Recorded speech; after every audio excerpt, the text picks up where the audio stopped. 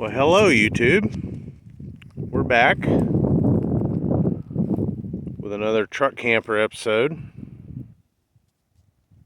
There's my setup for the evening right over there. And today we're on some private property out in kind of west central Texas, south of Wichita Falls.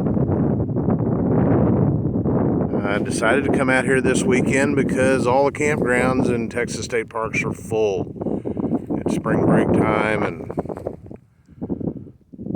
everything's booked up. I was kind of waiting for the wind to die down a little bit to make this video, but still got a pretty good steady wind out of the south. So we're just going to go ahead and film this. I'm going to show you what I've got set up over here. Let's go take a look. Of course, I have the truck. Most of this property is mesquite, a lot of mesquite trees, just overgrown with mesquite. But right here, got two really large post oaks. Hadn't quite budded out yet. So those provide some pretty good shade. I've got a level spot right here to park. Got a nice spot to build the fire, and over here, pond. Water in there is pretty murky. I wouldn't really use it for anything other than putting out the fire. Let's get out of this campfire smoke and let's go over here and take a look at the truck. Got the hammock set up. I was in there for a while. I took a bit of a nap. It was nice. We're going to cook some dinner here soon. Been really having to keep an eye on this fire because that wind just keeps kicking up. But I think we're okay. Plenty of wood for tonight. The weather's been really nice. We had a high temperature of 70 today. I believe it's supposed to get down to about 45 tonight. So not as cold as what I showed you in the last video. So this time I've got a little bit lighter weight sleeping bag. This is more of just a light cotton material. I've had this sleeping bag for years. I used to use this bag when I hunted in East Texas. Kept this bag in the cabin. We had heat in the cabin, so I didn't really need anything real heavy duty. Let's go back here and take a look at a couple of changes I made, just small changes. First of all, let me turn on the light so you can see this. Hold on. Right up here above this sliding window, I put a little angled piece of metal to hold this fan.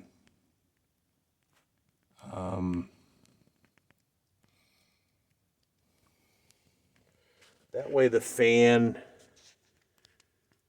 sit more flush with the glass, and I think it'll do a better job of moving air in and out of this window.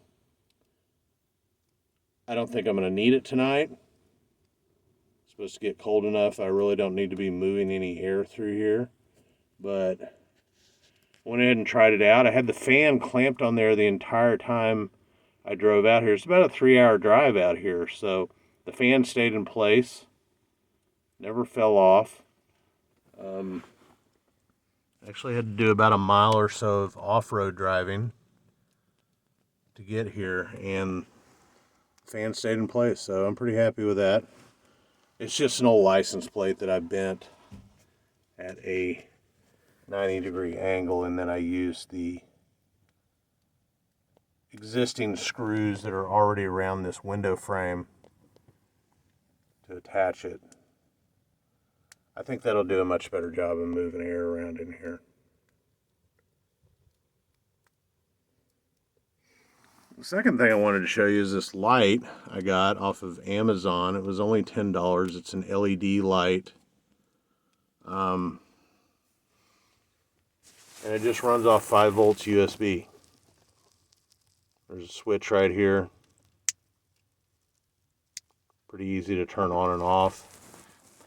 So I'm just running that off of my little battery bank that I made. I showed you this battery bank in a previous video.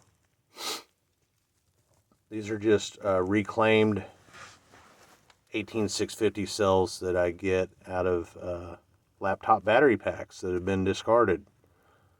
For the most part, majority of the cells inside are good.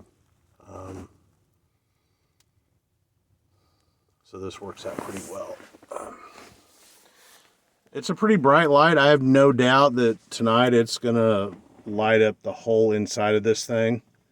I'm not sure about the runtime yet. We recently had some power outages here in Texas, and I did use it in the house, and it pretty much lit up my whole living room in the house. But this is my first time using it camping, so be curious to see how this goes. I might want to kick back in here tonight and read a book, and I think this is going to provide plenty of light.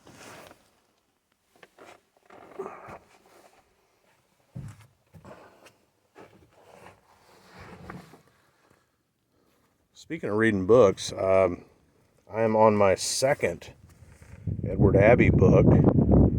A couple of years ago, a friend of mine recommended that I read Desert Solitaire, and I did, and that's what inspired me to go to Utah. And while I was in Moab, I visited this bookstore, back of Beyond Books. It's located in Moab. The way I understand it is when Edward Abbey passed away in 1989, this bookstore was created kind of in his memory. It's been there ever since. It's still open today. And I purchased a couple more books. This is the second one I'm going to be reading now. I'm already about halfway through it. He's definitely an interesting character. I don't totally agree with all of his beliefs, but I do enjoy reading his books. So if you're into the outdoors, especially the American Southwest, then I highly recommend reading some of his books. Still got the fire going here. Last thing I wanted to show you, I found this earlier. Let's go over here and take a look.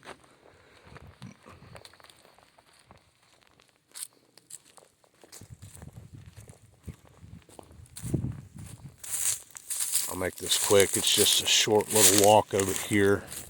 But there is this lone cedar tree growing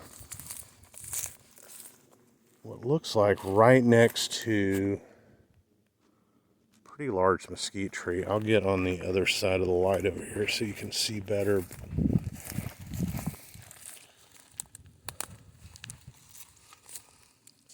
Of course, right down here you can see the pigs have really been rubbing the trunk of this mesquite. And the same with the other side right here. But one thing I noticed about this cedar is right here, something has been rubbing the side of this tree for years. I don't know. The trunk of it is completely rubbed clean. There's no bark on there whatsoever. I don't know if the cattle on the property do this. Maybe they're attracted to the sap of the tree. I don't know. Something obviously has been working at that for a long time.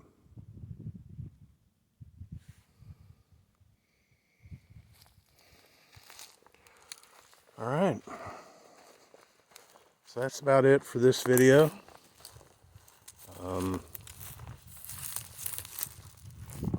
As you can tell, the sun's getting low.